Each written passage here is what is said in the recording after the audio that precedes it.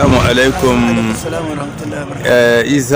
Mala Isa muna tura maka ɗimbin gaisuwa da fata alheri. To Isa, abinda duniya duk ga santa sani, wasu na cewa wanda ke yin takubban nan da aka yi na kokowar gargajiya ta Niger ana ta ba shi da rai. Shine ni kuma da ja na daɗe da san ka tun muna kokowa, shi yasa na yo tahiya na ce sai na gano inda kake saboda a ƙara ma mutane bayani. Kuma wasu sun kace duk takobi gudana aka yawo da shi, in an ka ci a amshi shi ga hannun wanda aka ci. Shine muka son tun daga kadai da ranka ka ƙara mana bayani duniya ta sani. Lalle bayanin da zan baka amsa, takobi tun zamanin kunce nika yi shi haka.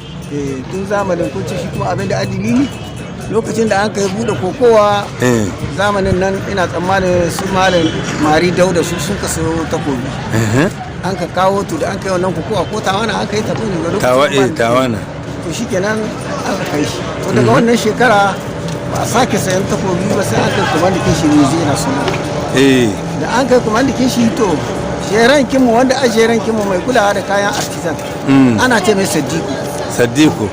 Shi na da rai. To yanzu ne ga shekarun gadi an kai dai na hai shekara 10 ba mu ga juna ba haka, kuma ban tambaya ba haka, amma babu shi cikin mize yanzu. Dan saboda dalilin haka nan lokacin nan kuma Albert na shi to ya canji kusan shi ya bude mize zamanin da mun ka zaka sa nan zamanin jorina haka, da muna mun kai zama tare sauran yaran da annan duka kamar yaran lakwal na akwai ma lokacin nan zamanin har tuha aka yi musu da kudin sabini da wani kudin letrika duk da wanda ka bukata shi aika wani abu ko shi wani abu ana dan taimaka musu haka. Su kuma koyon aiki na suka ga wani lokaci akwai su sun zarlace shi ne suna nan zama yanzu cikin mizi haka fa.